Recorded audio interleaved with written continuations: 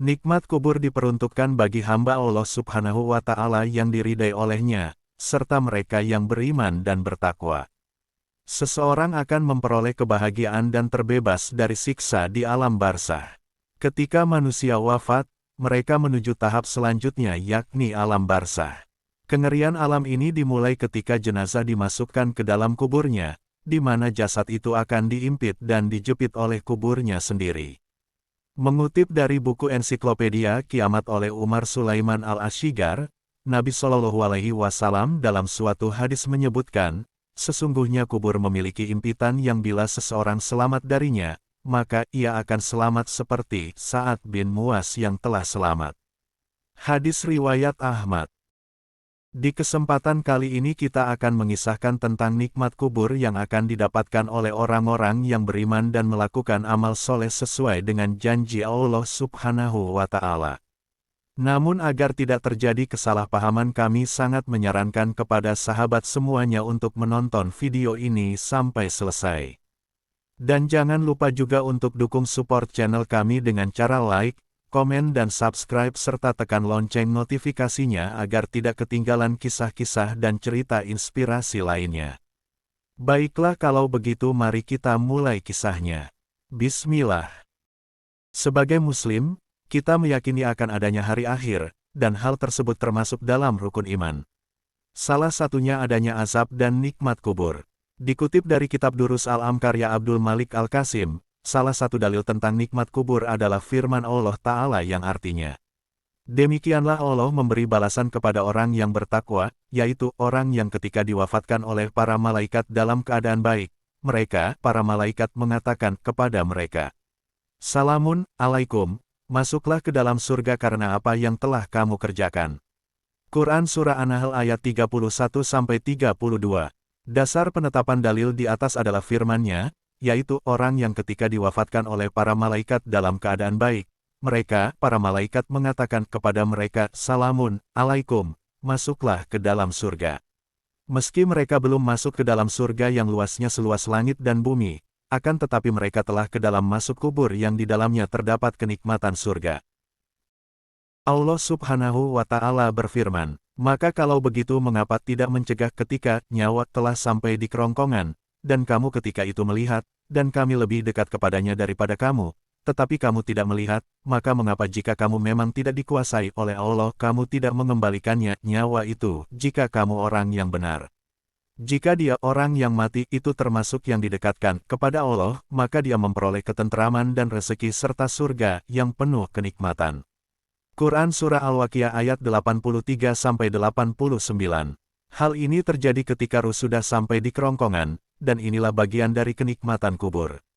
Sesungguhnya manusia diberi kabar gembira sebelum ruh keluar dari jasadnya, dikatakan kepada ruhnya, keluarlah wahai jiwa yang tenang, keluarlah menuju ampunan dan keridaan dari Allah.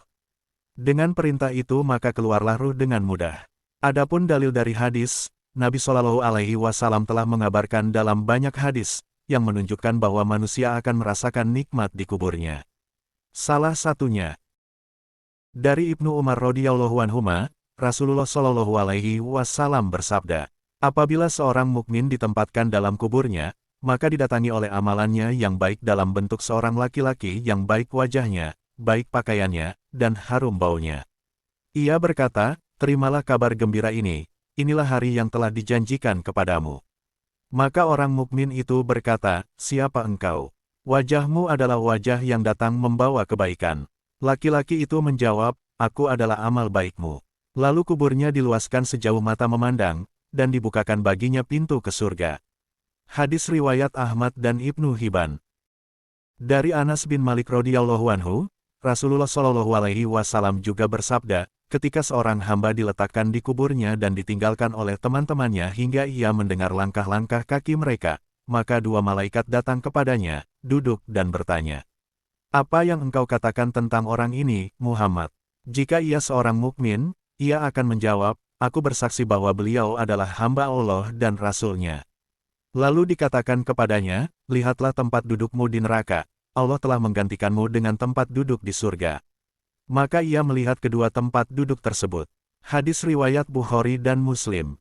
Hadis-hadis ini menambah gambaran tentang kenikmatan dan kebahagiaan yang akan dirasakan oleh orang beriman di alam kubur sebagai balasan atas keimanan dan amal salehnya selama di dunia. Nikmat kubur adalah konsep dalam Islam yang merujuk pada kenikmatan dan kedamaian yang diberikan Allah kepada orang-orang beriman setelah mereka meninggal dunia dan berada di alam kubur. Nikmat kubur ini merupakan salah satu dari sekian banyak bentuk rahmat Allah yang disediakan bagi hamba-hambanya yang taat dan beriman selama hidup di dunia. Setelah meninggal dunia, setiap manusia akan memasuki alam barzakh, yaitu alam antara dunia dan akhirat. Di alam ini, setiap orang akan merasakan pengalaman yang berbeda-beda sesuai dengan amal perbuatan mereka selama hidup di dunia. Bagi orang-orang yang beriman dan bertakwa kepada Allah, mereka akan merasakan nikmat kubur sebagai bagian dari anugerah Allah Subhanahu wa Ta'ala. Nabi Shallallahu Alaihi Wasallam bersabda, "Sesungguhnya jika hamba itu menuju akhirat dan terputus dari dunia, maka para malaikat pun turun kepadanya. Seakan-akan wajah mereka matahari. Mereka duduk di hadapannya sepanjang mata memandang. Kemudian, malaikat pencabut nyawa datang hingga duduk di dekat kepalanya. Malaikat itu berkata, 'Hai jiwa yang tenang, keluarlah kepada ampunan Allah dan keridaannya.' Maka, jiwa itu keluar dengan cara mengalir seperti air yang mengalir. Malaikat itu pun mengambilnya. Para malaikat lain tidak membiarkannya ada di tangannya sekejap mata pun hingga mereka mengambilnya lalu meletakkannya di kafan. Jiwa itu keluar dengan bau yang harum, seharum embusan minyak kasturi di muka bumi. Nabi pun melanjutkan ceritanya, lalu para malaikat membawa jiwa itu naik. Mereka tidak melewati sekumpulan malaikat melainkan sekumpulan malaikat ini berkata, 'Betapa harumnya roh ini.' Para malaikat yang membawanya berkata, 'Ini adalah Fulan bin Fulan.' Mereka menyebutkannya dengan nama yang paling baik seperti biasa manusia menyebut namanya di dunia hingga mereka tiba di langit dunia. Mereka meminta agar langit itu dibuka. Langit itu pun dibukakan baginya. Dia diantarkan dari satu langit ke langit berikutnya hingga tiba di langit tempat bersemayam Allah Subhanahu wa Ta'ala.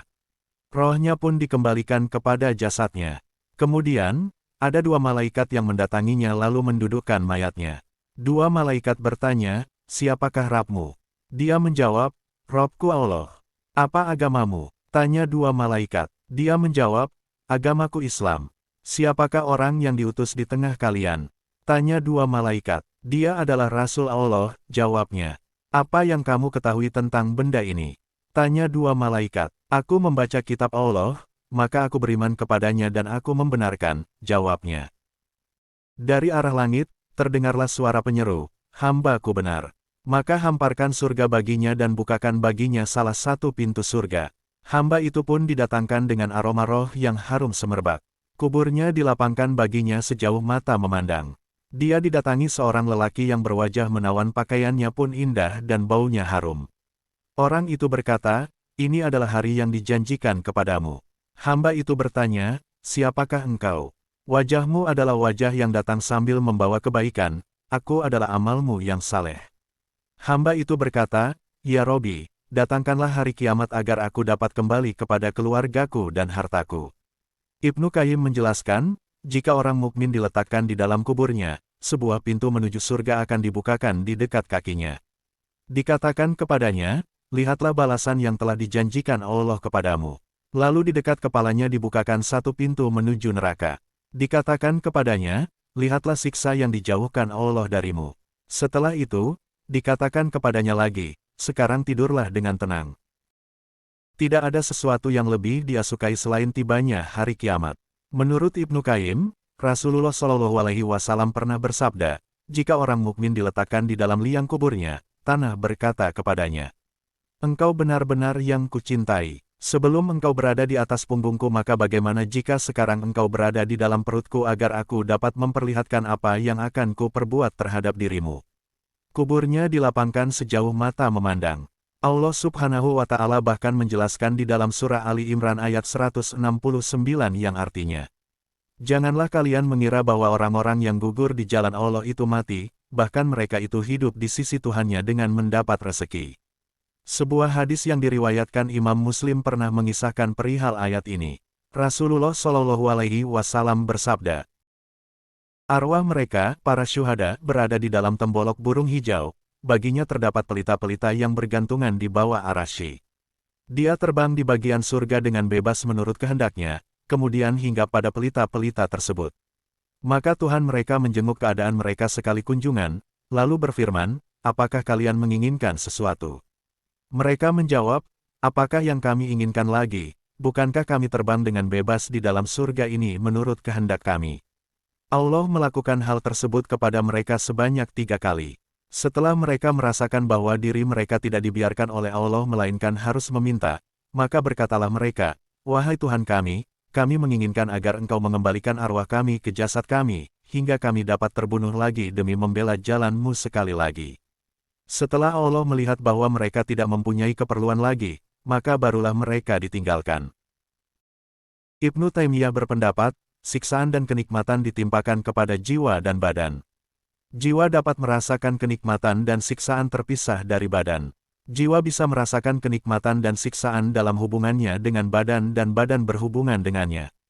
Kenikmatan dan siksaan ditimpakan kepada keduanya dalam keadaan seperti ini bersama-sama. Sebagaimana jiwa yang bisa merasakannya sendirian. Menurut Ibnu Qayyim, pendapat para ulama salaf mengatakan bahwa jika seorang yang sudah meninggal dan menjadi mayat, dia akan berada dalam kenikmatan atau siksaan. Hal ini akan dialami roh dan badannya. Roh akan tetap kekal setelah berpisah dari badan lalu mendapat kenikmatan atau siksaan. Ia terkadang berhubungan dengan badan sementara badan bersama roh mendapatkan kenikmatan atau siksaan. Pada hari kiamat kubra, semua roh dikembalikan ke badan dan mereka bangkit dari kubur untuk menghadap Rabbul Alamin. Hanya, bagaimana kunci untuk menempati alam kubur yang nyaman dan bebas dari siksaan? Al-Baihaqi mengungkapkan, amal soleh yang akan membuat kita nyaman di alam kubur. Allah Subhanahu wa Ta'ala berfirman, barang siapa yang kafir maka dia sendirilah yang menanggung akibat kekafirannya itu, dan barang siapa yang beramal saleh maka untuk diri mereka sendirilah mereka menyiapkan tempat yang menyenangkan. Quran Surah Ar-Rum ayat 44. Meninggalnya manusia atau dipanggilnya oleh Sang Maha Kuasa adalah masa berakhirnya ia untuk beramal, tidak akan ada lagi amalan yang ia bisa kerjakan. Maka balasan yang ia dapatkan pun cukup sesuai dengan apa yang ia kerjakan semasa hidupnya. Untuk menambah kebahagiaannya di alam kubur ia hanya berharap belas kasihan keluarganya yang masih hidup untuk terus mendoakannya. Setiap hamba di alam kubur walau putus amalannya tetap masih bisa memperoleh pahala, yaitu pahala dari amalan yang dikerjakan sanak keluarganya yang masih hidup, sedekah, berdoa, sholawat, membaca Al-Quran atas nama orang yang sudah tiada merupakan salah satu amalan yang diyakini dapat diterima manfaatnya oleh ahli kubur. Sebagaimana hadis riwayat Abu Dawini At-Tayalisi berikut ini. Saltu Ibn Dinar meriwayatkan dari Al-Hasan, dari Jabir bin Abdullah, yang menuturkan bahwa Rasulullah Shallallahu Alaihi Wasallam bersabda, yang artinya, sungguh, amal-amal kalian ditunjukkan kepada keluarga dan kerabat kalian di dalam alam kubur mereka. Jika amal kalian baik, mereka gembira. Namun, jika amal kalian tidak baik, mereka berdoa, ya Allah, berilah mereka ilham untuk berbuat ketaatan kepadamu. Hadis riwayat Abu Dawud At-Tayalisi. Sejalan dengan hadis di atas, ada sebuah kisah yang disebutkan oleh Syekh Muhammad Ibnu Abu Bakar dalam kitab Al-Mawais Al-Usfuriyah. Dikisahkan ada seorang yang bernama Sabit Al-Banani yang memiliki suatu kebiasaan baik, yakni berziarah kubur setiap malam Jumat dan berdoa di sana sampai waktu subuh menjelang. Sabit Al-Banani suatu ketika, di tengah munajatnya, ia dilanda rasa kantuk yang luar biasa hingga akhirnya tertidur. Dalam tidurnya, ia bermimpi melihat ahli kubur keluar dari kubur mereka dengan pakaian yang sangat bagus dan wajah putih berseri-seri. Tak lama berselang, datanglah hidangan yang berisi rupa-rupa makanan untuk masing-masing mereka. Namun, tampak di antara mereka ada seorang anak muda yang berwajah pucat pasi, berambut kusut, berhati sedih, dan berpakaian lusuh. Kepala menunduk sambil berlinang air mata. Rupanya tidak ada hidangan apapun baginya. Saat ahli kubur yang lain pulang membawa kegembiraan, ia justru pulang membawa kesedihan. Saat ditanya keadaannya oleh Sabit, wahai anak muda, siapakah kamu sesungguhnya? Saat orang-orang mendapat makanan, lalu pulang membawa kebahagiaan, kamu tak mendapat hidangan apa-apa dan malah tampak diliputi kesedihan. Dengan raut kebingungan, si pemuda menjawab, wahai pemimpin muslimin, aku ini terasing di tengah mereka. Aku tak memiliki seorang pun yang mengingatku dengan kebaikan dan doa. Sementara mereka memiliki sanak keluarga dan kerabat, yang semuanya mengingat mereka dengan doa, kebaikan, dan sedekah. Setiap malam Jumat, mereka dikirimi rupa-rupa kebaikan dan pahala sedekah. Saat di dunia, aku dan ibuku akan menunaikan ibadah haji karena kami berniat menjalankannya. Ketika memasuki wilayah Mesir, Allah berkehendak lain. Dia memanggilku dan aku dikubur oleh ibuku di kuburan ini. Sejak menikah lagi, ibuku menjadi lupa kepadaku. Tidak pernah ingat kepadaku dengan doa atau sedekah. Itulah sebabnya aku menjadi putus asa dan sedih setiap saat. Sabit lantas bertanya, "Wahai anak muda, coba ceritakan di mana ibumu sekarang. Aku akan mengabarinya tentang kamu dan keadaanmu." Hai pemimpin muslimin, ibuku di kampung ini, di negeri ini. Silakan kabarkan saja, jika ia percaya kepada Tuhan, sampaikan saja padanya, di kantongmu ada 100 mitskal perak warisan dari sang ayah dan itu adalah hak anaknya yang harus disedekahkan, kata si pemuda. Setelah Sabit berusaha mencari, akhirnya ibu si pemuda ditemukan. Ia menyampaikan kepadanya tentang kabar putranya, sekaligus menyampaikan perihal 100 mitskal perak yang disebutkan tadi. Mendengar kabar demikian, si ibu tersebut pun langsung tak sadarkan diri. Setelah beberapa lama, ia kembali sadar dan langsung menyerahkan 100 mitskal perak tadi kepada Sabit, seraya berpesan, "Aku mewakilkan saja kepadamu untuk menyedekahkan perak ini demi anakku yang terasing." Sabit lantas menerima perak itu dan menyedekahkannya untuk anak muda tadi. Saat bertemu lagi malam Jumat, Sabit kembali berangkat menziarahi saudara-saudaranya. Ia bermimpi lagi seperti sebelumnya. Dalam mimpi, ia berjumpa kembali dengan si pemuda, namun sekarang ia tampak gembira, mengenakan pakaian bagus, dan berwajah putih. Saat itu, si pemuda berkata, "Wahai pemimpin muslimin, Allah telah merahmatimu, sebagaimana engkau telah menyayangiku."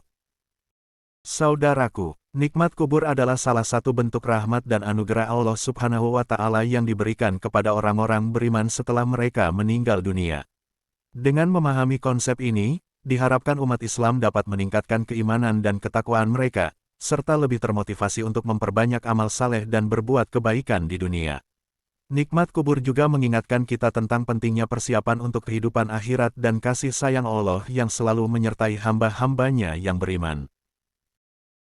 Demikianlah pembahasan kami mengenai kenikmatan alam kubur yang akan didapat bagi hambanya yang beriman dan beramal soleh. Semoga kisah yang kami sajikan kali ini menambahkan cahaya keimanan di dalam kehidupan kita. Jangan lupa untuk like, komen dan subscribe serta tekan lonceng notifikasinya agar tidak ketinggalan kisah-kisah dan cerita inspirasi dan penuh hikmah lainnya. Sampai jumpa di video berikutnya, dan ingatlah selalu, kebaikan yang kita sebar akan kembali kepada kita. Salam hangat dan teruslah berbagi kebaikan. Wassalamualaikum warahmatullahi wabarakatuh.